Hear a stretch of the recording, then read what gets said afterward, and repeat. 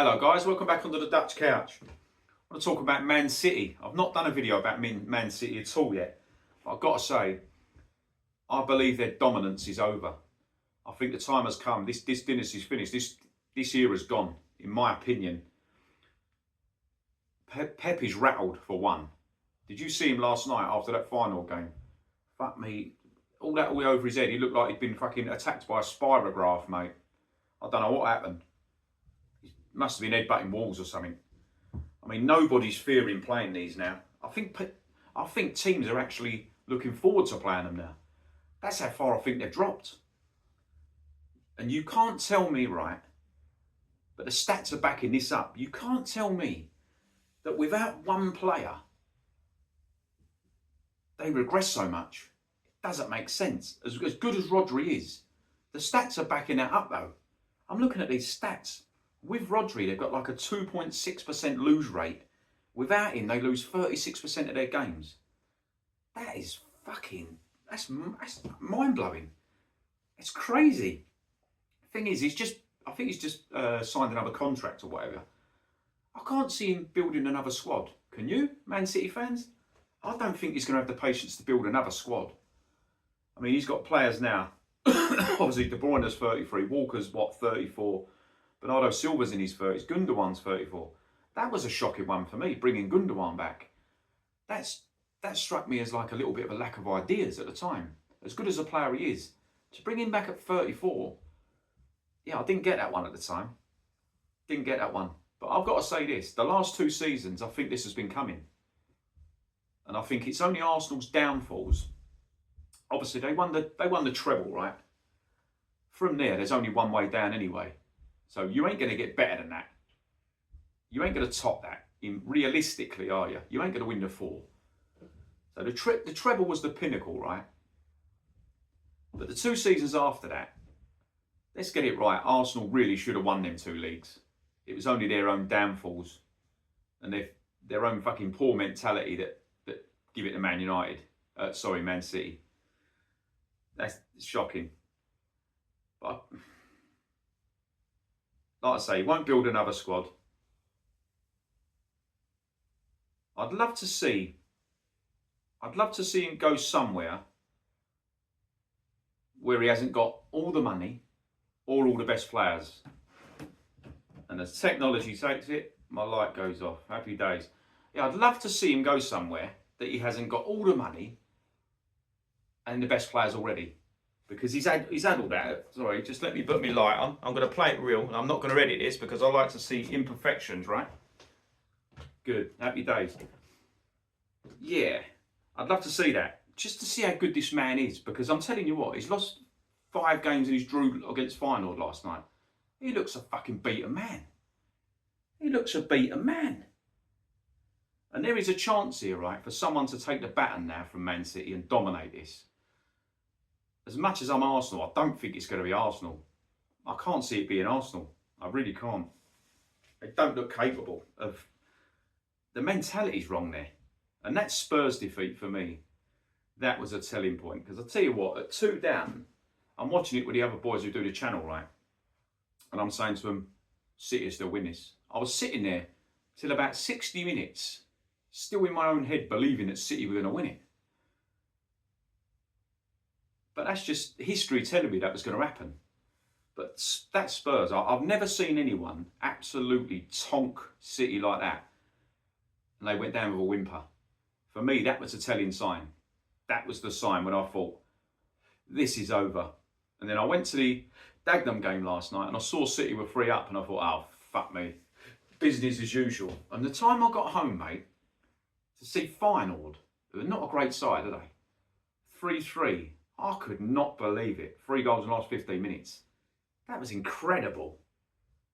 But that Tottenham game, sorry, was the worst home league defeat, I think, in 23 years I've written down here, yeah. But now, I'll tell you what, now we will see just how good Pep Guardiola is. Because I don't think I've ever seen him this rattled, this low. He reminds me of what Erik ten Hag was looking like a few weeks ago at Man United. He looks totally fucking bemused with what's going on. He can't understand what's going on around him. And he looks like his world's crashed down. But they've got all these world-class players. It's strange for me. But I tell you when I first noticed just how much they miss Rodri was when they played Arsenal. When Rodri was on that pitch, sorry, they dominated Arsenal. The moment that he went off injured, Arsenal just turned the game on its head and dominated them with 11 men. And I'm sitting there thinking, fuck me, how good is that guy? But importantly, I don't think it's just how good he is as a player. I think it's how much he gives the rest of the players a lift. And they trust him so much. They feel safe with him in the team. As weird as that sounds, I think it's a mental thing with them as well. They can't lose that many games with that many good players just because he's not there. It beggars belief. It doesn't make sense. But I do honestly believe this Man City team has had its time. And I think for the last 2 years after that treble, I think they've dropped off slightly all the time. They had that long run at the end of last season, but I think that was down to Arsenal's one or two games really. Apart from that, Arsenal were the better side last season. Let's get it right, and the season before, in a huge respect. But they just didn't have the staying power. Man City had the know-how, the nous to get through it. I can't see Man City doing it this season. I can't see it. I don't think they've got it in them. I don't think they've got the fight in them. And Pep, for the first time, for me, doesn't look like he's got the fight in him. I watched the press conference yesterday. This was before the final game. They were asking him basic questions. He was biting every time. He looked so rattled. He's usually a bit tetchy, isn't he? He's usually a bit rattled and stuff. But yesterday, he looked so rattled. And as horrible as it sounds, it's fucking lovely to see. Because I think they've had it their own way for far too long. Massively had it their own way. And I think they've got a bit cocky with it. It's like, it's owed to them now. It's expected they're going to win this and that. And it's like a God-given right. Without working hard and being brilliant, you don't win anything. And that's exactly what they've been for the last few years. But I don't think they've got it in them anymore. Give it a couple of years. I mean, this squad's aging now. But the players he's brought in, I love the Brazilian, Savinho. I like him. They brought some young players in. But are they? They're not going to be that level. I don't believe they're that level that he's had. And I would. People say, yeah, he's had the best players. He's had all the money in the world. I would love to see Pep Guardiola at a club with less resources.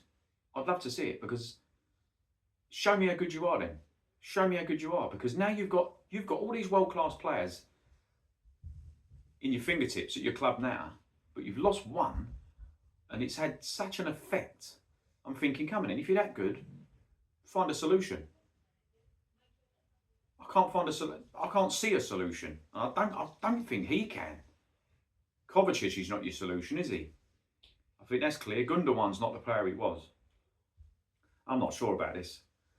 But I think most neutrals are actually really enjoying this downfall.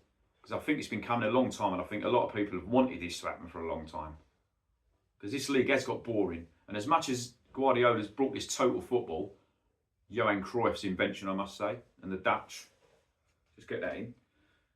The last 2 years, it's changed. It's been slow. The pace of this football now has all of a sudden become really slow, and people are knowing what's happening now.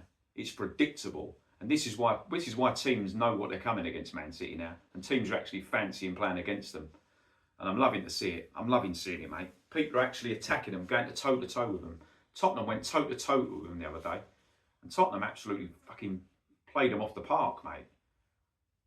And I can't stand Tottenham. I've been brought up an Arsenal fan. But I'll tell you what, I actually enjoyed that performance. And I'm an honest football fan, right? As much as I don't like Tottenham, I love good football. And I thought Tottenham were brilliant. And I really enjoyed that performance. And I don't care if I get pelters from Arsenal fans. I'm always honest on this channel. That's why it's doing so well at the moment. It's over for them. The dominance is over. I think they're going to go to Anfield the weekend. I think they'll get absolutely pasted. That's it. I think they might be 10. Are they 10 points behind? Maybe 9 or 10 points behind now. Thing is, if they had Rodri, I'd still fancy him to turn it round. Without him, mate, you've got no hope. I can just see you slipping further. I think Liverpool tonk them Sunday. And I think Arsenal, Chelsea are the dark horse, but I think Arsenal will even pull away this year from them. I think it'll be Liverpool, Arsenal, and Chelsea on the coattails maybe. But this has been coming for 2 years. I'm enjoying every moment of it. And I'll tell you what, as much as I love Ajax, even last night I was pleased when Feyenoord scored 3, and I don't like Feyenoord, but I was happy they scored the 3 goals. I would have enjoyed both teams losing, but you can't beat each other, can you? But happy days. Let's enjoy this now. Enjoy someone's downfall who's used to just fucking slaughtering people week in, week out. Your time always comes. An era always comes to an end, mate. An era always comes to an end, and I think that era, it has been coming. It's lasted too long. These dominant periods. Man United had a massive dominant period. Liverpool back in the day, but these periods, they don't last. They don't last numerous years in the end, because those players get older. Teams change. Managers lose their spark, and I think this manager's losing his spark. And I'm so surprised that he signed I think he signed a 2-year contract. I'm so surprised with that. I don't think Kevin De Bruyne will stay. I don't think he will stay. You're going to lose a lot of your top players soon. They're coming to the end, and fucking been a long time coming, to be honest with you. I'm not a Man City hater, but I love the end of an era, and I love something different. I want a bit of excitement in the Premier League again. It's got a bit of a farmer's silly league now. But this season, Liverpool, Arne Slot coming in, the Dutchman. Seamless, been seamless with him, and I think he'll do a great job, and he'll push Liverpool, and I think they'll win the title, to be honest. I said that before the season started to the other boys who do this channel. I said Slot will win the title with him, and I still believe that. Great manager.